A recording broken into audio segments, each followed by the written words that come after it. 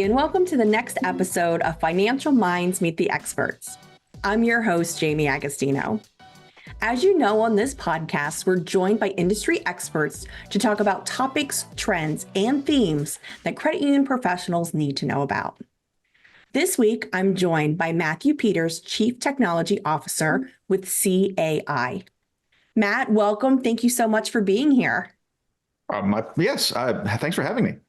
All right. So, Matt, would you mind telling our listeners just a little bit about yourself and CAI? Sure. So CAI is a privately held professional services firm. We're headquartered out of Allentown, Pennsylvania, but we have offices all over the country and then a few other countries as well. As far as what we do, as a professional services firm that focuses on technology, it's kind of what you would expect, right? Lots of application development and maintenance for our customers. We take over IT organizations when a customer needs us to. We do a lot of specialized services with cybersecurity and artificial intelligence and service desk and everything in between. So yeah, we kind of we check off all the boxes for a professional services tech firm. The thing that makes us unique, though, in that space is actually that one of the ways that we approach a lot of that work is that CAI is committed to creating life-sustaining career opportunities for neurodivergent individuals. And for anybody who's not familiar with that, neurodivergence is basically just it's a wide net that we cast around a variety of neurological disorders that impact people's ability to get through their day-to-day life.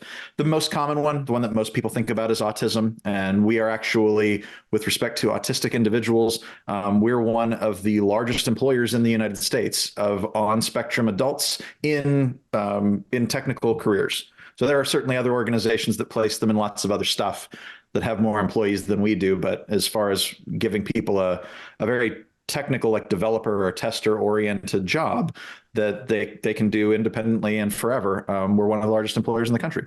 Wow. But so in the context of all that, I like, for myself in particular, I'm not all that interesting, but I'm the Chief Technology Officer here. I've been with CAI for actually just turned 16 years. So I came to CAI shortly after graduate school, worked at a couple other companies along the way, but CAI is absolutely the place that felt right and was a good fit. And so in 16 years, this is the 10th job that I've held at the company. So that's kind of my longstanding tenure. And coming up to this point, my responsibilities have been a wide variety of things. So I've done client delivery and I've done internal work, and a lot of it's been focused on research engineering and development, and most recently in automation, augmentation, and artificial intelligence is where most of my focus goes. But for the last several years, all that with a really, really heavy eye to security, because everything that you do in that space is risky. So I do get to wear both hats, which is actually a lot of fun. Okay. Well, based on that, you recently spoke at Viso Financial's Risk Management Conference a few weeks ago. I personally loved your session. I found it so informative. So thank you for doing that. And as part of your presentation, you explained, some of the acronyms used with AI. So if you don't mind, I'm going to share that slide. And would you mind just kind of going over it for our listeners today? Sure. Yeah, that's my pleasure. It is not it's not the least confusing of things out there to understand. So it's a good idea. All right. Oh yeah, right. So I guess with respect to this slide, the best way to think about artificial intelligence is that it does mean many things to a lot of people and organizations. So if you cast the widest net possible and just say AI, extremely generally and broadly speaking, that's a concept that's been around for a very long time. It's decades and decades old. And despite its age, there isn't necessarily a universally agreed upon definition for what it is. So the way that I encourage people to think about it is that an AI solution, broadly speaking, is any kind of a technology that is able to take some kind of an input from whatever conclusion or answer or action it provided, and to be able to learn from that and improve its overall performance independently over time. So it basically just means it's a technology with a closed loop. It gets some feedback. It has enough information to know it did a good or a bad job in meeting the user's need. And based on that input, it refines its behavior over time, right? So that's the really, really general definition for AI, or at least mine. Within that, there are lots of other things that constitute AI. So that tends to fall into two camps, one of which is machine learning. And that's essentially, it's a prescriptive model for what I just described. But in the machine learning space, there's usually a lot more dynamic interpretation in the algorithm for what kind of data is it taking in, what weighting and impact do all those variables have. So think of it like AI as I just described it, but smarter, to use a mildly incorrect term. But we always end up anthropomorphizing AI when we talk about it. That's hard to understand without doing that. And then the other big camp is NLP, which is natural language processing. And that's basically the tools and the methods and the techniques that an AI uses to understand what we as the user want from it. So that can mean things like correctly interpreting text when you type something into a chatbot. That's what ChatGPT's interaction with a user is like. But it's also your Google or your Echo devices in your house, or any of those kinds of smart assistants that you talk to, tell it what you want. That interpretation layer between the words coming out of your mouth and the computation and the action that it takes, that's where NLP ultimately lives. And then following the chart here, within machine learning, there's also deep learning. And that, again, you're talking about sort of gradations on the spectrum of complexity of the same kind of work being done. But deep learning implies that it's an algorithm with enough access to data and enough contextual awareness that it can make inferences that we would refer to as intelligent. They appear intelligent to us. It's able to come to novel conclusions, things like that. That's the big principle behind deep learning.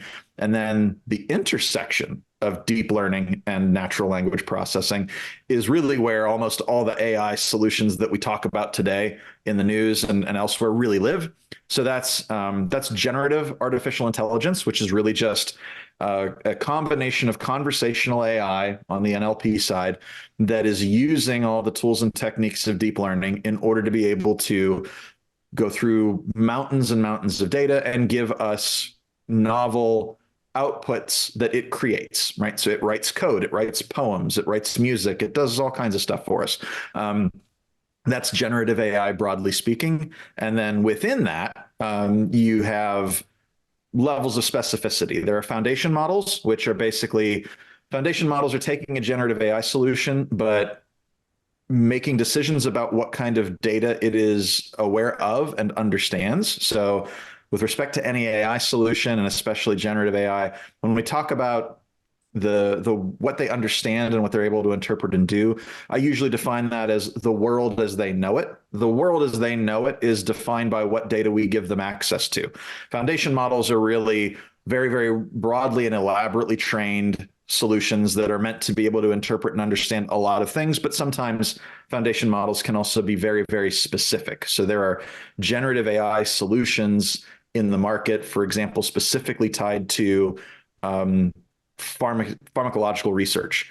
And so the world that it knows is pharma, not the whole world. That gives it some expertise and some specialization, but they interact with it the same way. And then within all that, as foundation models start to be deployed to specific needs, that's what we refer to as large language models. So a large language model is where you really start to specialize.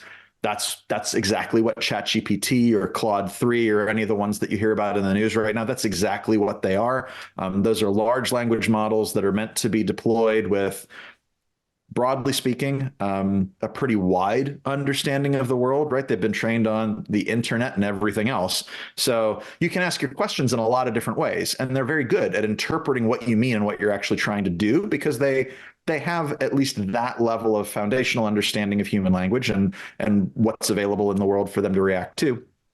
And then they also allow for the possibility for you to then take that understanding and that ability to compute and give it specific data, specific scenarios, documents, images, whatever, and have it correctly interpret them and provide you some kind of feedback as a user. So really, really long-winded way of saying the waterfront of AI is extremely wide. It's very, very complicated, and in very few instances do two companies mean the exact same thing when they use any of these acronyms. But at least we're getting to the point where everybody's a little bit closer than they used to be on how they're using a lot of this terminology. Yeah. Well, thank you for going over that. Because, yeah, I mean, you hear all these different terms, and sometimes I'm like, okay, well, what does that mean? And what's this? And so thank you for taking the time to Yeah. go over that. Well, and I'm glad you're starting here because I think that's actually really important. A lot of conversations that I get into about AI don't start from a common understanding. So it's a lot of people talking past each other and not even realizing it because they're using the same words. They just don't mean the same thing. Right. Exactly. All right. So can you tell me, what AI is able to do today and what it is not able to do?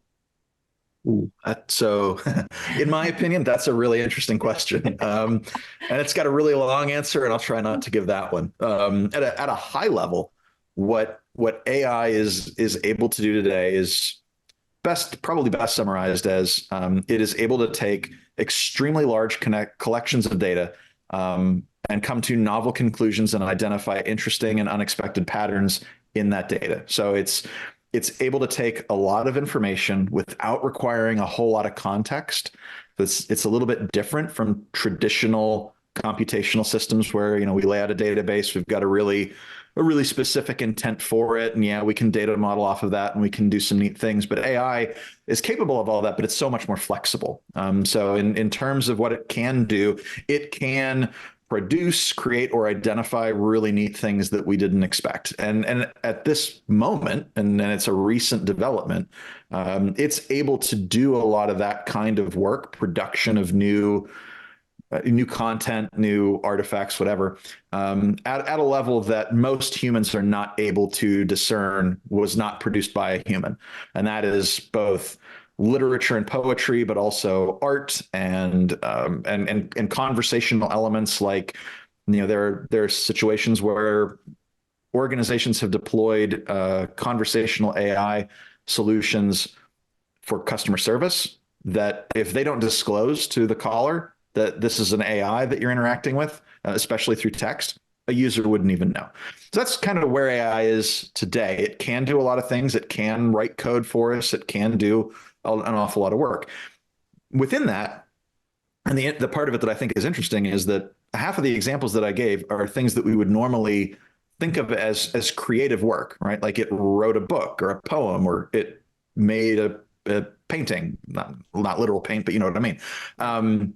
So that's interesting in that the way that this technology actually works, it's not really creative the way that I think you or I would understand that word. It's not literally thinking. That's just the way that we refer to it because that's the appearance that it gives us. Really, it's math. Everything that an AI solution does, especially a generative AI solution, it's just going through all the data that's available to it and literally concluding this is the statistically most likely next correct word or whatever. So it doesn't even write a sentence the way that you or I think through a thought and then articulate it in words. It's literally just moving item by item, and everything is a statistical probability. So because of that, there's plenty of stuff it can't do, right? It can't think, it can't create, it can't be independent. It doesn't have any intentions of its own, like I know a lot of people fear. But it also can't know that it's wrong when it's wrong, which is an interesting limitation of AI that a lot of users don't really expect, right? And it's a poor term in my opinion, but we refer to this as hallucinations when we talk about generative AI solutions. And when they get stuff wrong, they're basically just designed to give you an answer regardless of what they know or don't know. So it's kind of it's a model that's always working on getting to yes, giving you some kind of an output. It doesn't always know when the statistically next word or the next probable word is not the correct word. And so they don't have that kind of level of awareness or anything like that. And when I try to contextualize their abilities or their limitations, depending on who I'm talking to, I would either say, and credit where it's due, a guy on my team who is smarter in this space than I am, and I'm sorry you're not talking to him. He has historically likened it to an intern. Like a really, really good intern, the best you've ever had. They'll always impress you with what they're willing to do and how quick they can work. But you would never just take an intern's output and just give it to your boss and say, here you go, right? You'd always check it first. So I think that's a good way to think about it. And the other way that I characterize it a lot of the time when I'm talking to folks is think of it like a gifted child.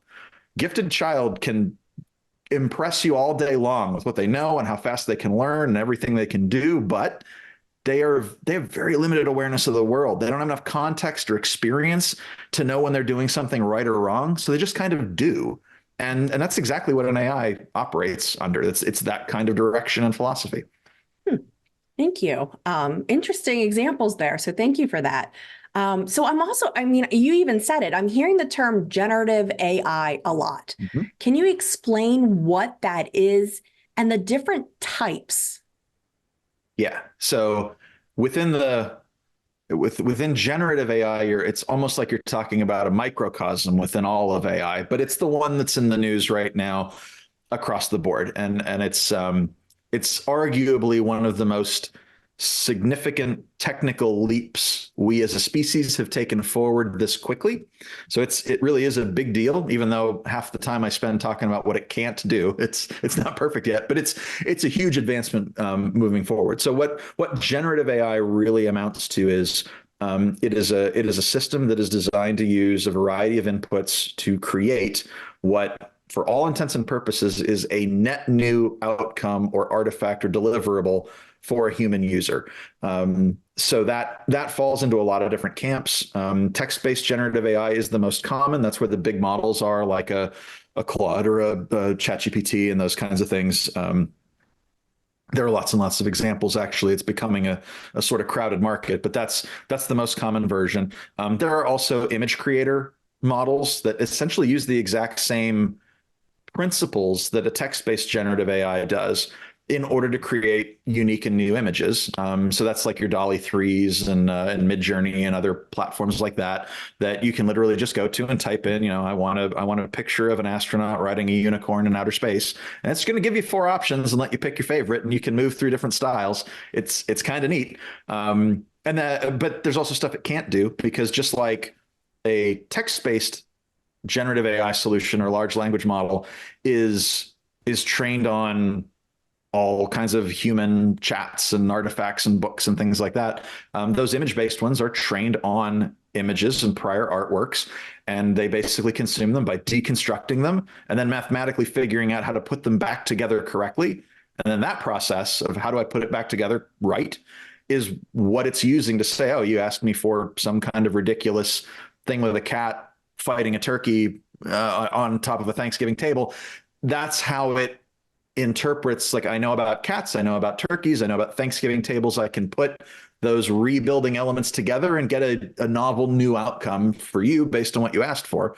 And the third big category in the space is audio and video. Audio in particular is really big right now. Generative AI can take a limited amount of input from any human's voice and then pretty accurately and effectively recreate it.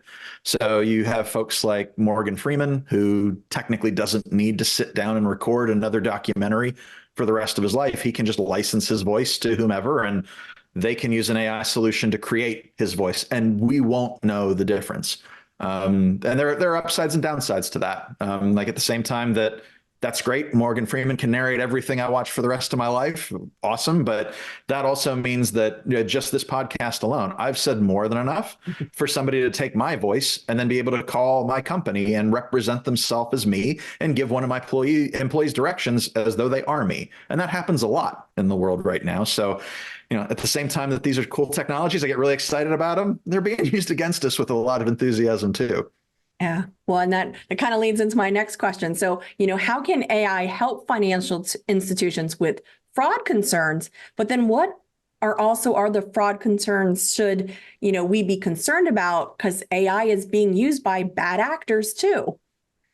Yeah. I think that's a really important question. I wish everyone was asking a question like that. This is a neat time to be working in AI because the enthusiasm is so high. So everybody's just really excited and feels like they want it, and there's a whole lot of fear missing out. But the reality is it's being used against us pretty aggressively. And so for CAI, as an example, I can speak from our experiences and sort of answer your question backwards. We do a lot of work with public sector, and in particular with state and local governments. So for anyone who's not aware, those entities are one of the most attractive attack vectors for a foreign agent coming at the United States. So we, CAI, we're basically in the blast radius of all those attacks, right? If we're a professional services firm doing technology delivery, once you figure that out as an attacker, we're a great organization to want to go after, because the expectation is we must have access to everything. If you can break into CAI, then you can break into every county that we work with. Now, technically, that's not exactly true. We've done a good job with defenses in that regard, but the assumption is there nonetheless. So we're under attack all the time. We have lots of examples similar to the one that I just gave, where people are representing my boss and calling the company and giving directions using his voice. We have even had, I've been the direct recipient of an attack where they even spoofed his phone number. And so the quality of those kinds of assaults is getting really, really high. And the unfortunate thing is we're seeing a whole lot of that kind of an attack happening right now. And it used to be that was a very expensive thing for an attacking organization to want to do. If you wanted to pretend to be my boss, you had to put a lot of labor and hours into researching him and me and everybody in the company and who reports to him and how do you reach them and what kind of stuff does he care about or not. And that took a lot of time. Well, now with generative AI, they can just point that at our website. They can get half of the information that they need. The rest of it's in social media. They can put all that together, and the attack has become cheap and easy, comparatively speaking. So there's hundreds of times more attacks of that nature happening all over the place right now. So for a financial institution in particular, I'd say that's probably one of your biggest threat vectors, that because this has become cheap, it's just happening a lot more. And it's a reasonable approach if you think of it from the side of the attacking entity. The more targets I can hit, there's always a failure somewhere along the way. That means the more wins I will get. So that part is very frightening. But on the flip side, we're doing a better and better job of using AI to defend against AI supported attacks. So right now, it's almost like an arms race between organizations that are trying to use generative solutions in order to replicate voice and do attacks, or to fraudulently represent as an individual and produce content on their behalf. Deep fakes are usually how we talk about that. They're a very real thing. Those same companies are also working on tools that help to identify that, to start to implement standards in their own output that make those things more identifiable. The problem that we have is really just at that point now, you're only as good as the vendor that you're working with, because they're struggling to keep up on their own. And we don't have yet the equivalent of national or federal standards that say every output from a generative AI solution must be watermarked or identifiable or anything like that. I think that's coming soon, but we're at a really tough time right now where all the tools that can be used to attack us are sort of at their peak, and the tools that we can use to defend ourselves against them are still catching up a little bit, and need a little bit, the benefit, I think, of a little bit more cooperation and regulation in order to be able to win the race. But that's kind of where we are right now. So anyone who's ignoring it is at the highest risk. Okay. All right. Well, I kind of want to switch gears a little bit. I want to talk a little bit about, liability. So if AI is used by an organization for their, customer member interaction, who is liable for any false or misleading information that's presented by the AI? Yeah, so far, this is actually probably the area within AI that is the most consistent, because we finally are getting to the other side of court cases on this specific topic. And pretty uniformly, the decision has been whoever the individual or entity is that is hosting the AI, they are liable and responsible for whatever it does. And so I'll tell anybody that'll listen to me all day long, if you put an AI out in the world and it does something wrong, there is no precedent right now that allows someone to sue the AI. They have to sue you. And that's exactly what's going to happen. And so most of the cases that have happened, there have been some big and notable ones where there was an airline that put a generative AI chat solution in place.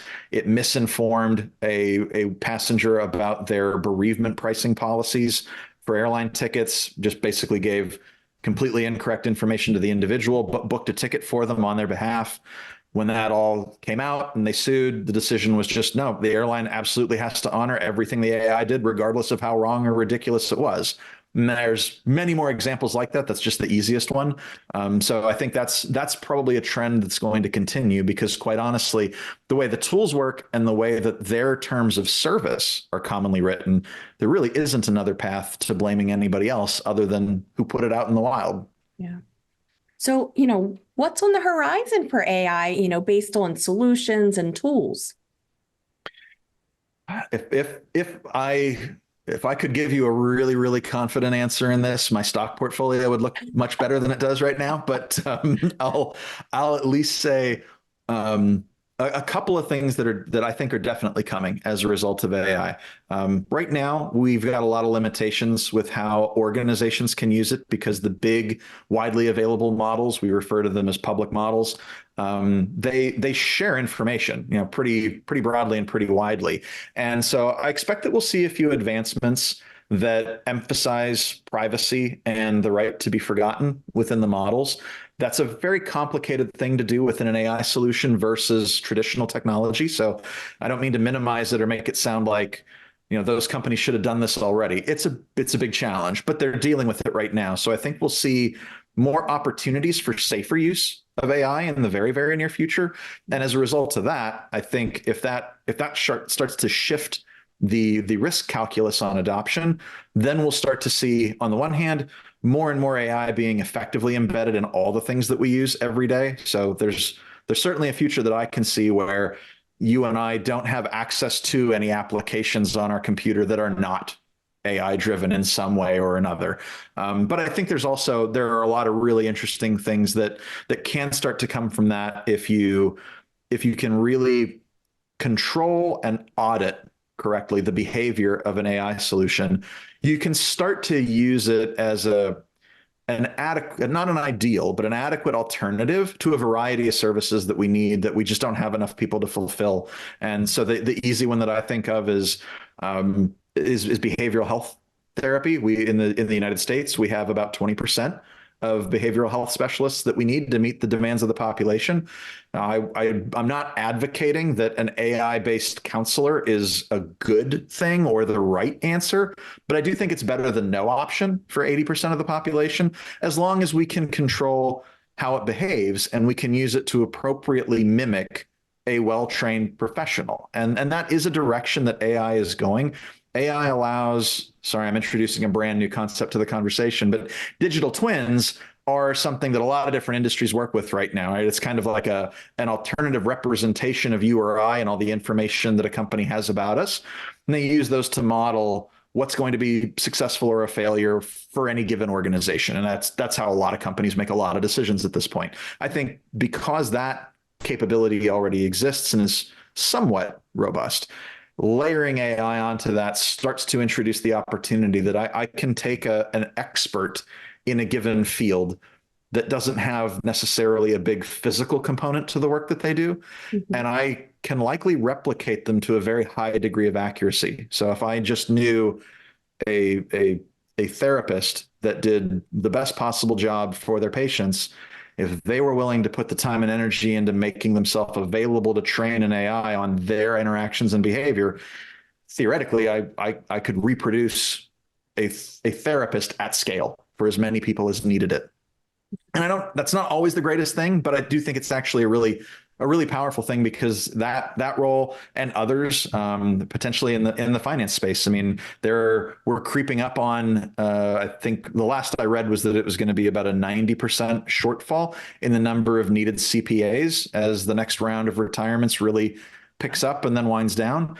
Realistically, for the needs that most users have for a CPA that aren't overly complicated, an appropriately trained and highly specialized AI could probably do a lot of that work for them. And again, wouldn't be as good as being able to sit down to a CPA. But if your other alternative is, I've just got to figure this out on my own, it's better. And so I'm very optimistic that we'll see AI starting to show up and making an actual positive societal contribution because of some of those things. But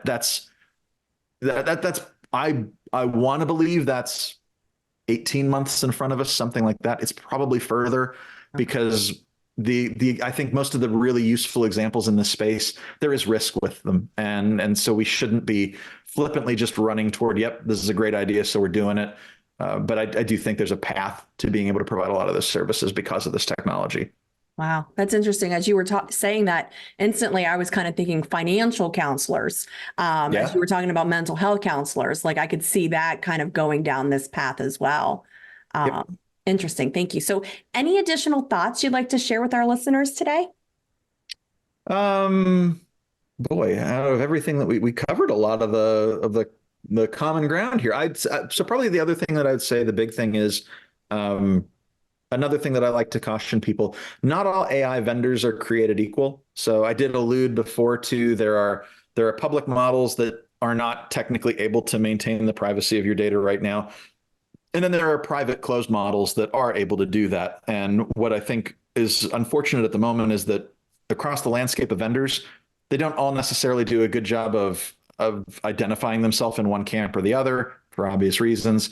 But I'd say for anybody that is unsure about whether or not generative AI in particular, but AI broadly speaking, is for them, I'd encourage anyone to assume it is for you, but approach it with caution. All right, there is an element where I do believe people that want to ignore this and believe it's not really going anywhere, and it's hype like the last couple tech crazes have been. I think there is a very high risk that you're going to get left behind, and that might mean your company is left behind. But I'd encourage anybody, especially in the financial space, everybody's got a security officer. Everybody's got someone who's focused on protecting data. If you start shopping for an AI solution and you're finding that you're not running into solutions that actually do leverage private models, give you the opportunity to delete your data, do the things that meet your needs, don't stop shopping, right? This is a space that has more and more vendors jumping into it all the time. There are a lot of options out there. A lot of the big ones that people find quickly don't necessarily meet all that security criteria, but keep going because there are many out there that do. Yeah, do their due diligence when looking for this type of entity. So, Matt, thank you so much for joining me. And thank you again for speaking at the Risk Management Conference. Really, Oh, it was my pleasure. The AI just fascinates me. So I really appreciate you taking the time. Yep. Obviously, it's something I love to talk about. So it's a great day to get to have my job. It's a lot of fun. All right. So this episode of Financial Minds Meet the Experts was brought to you today by Viso Financial's annual meeting. Member credit unions of Viso Financial, you're invited. Their 2024 annual meeting is coming to a screen near you on June 18th, 2024 at 10 a.m. Eastern Time. This members-only event will be a virtual meeting where Viso Financial will review the corporate's financial and also discuss various executive and board reports. All credit union staff are welcome to attend this virtual event with an authorized representative from your institution. Register now by visiting our website at www.vfccu.org and plan to attend from wherever you may be on June 18th. Thanks for listening and make it a great day.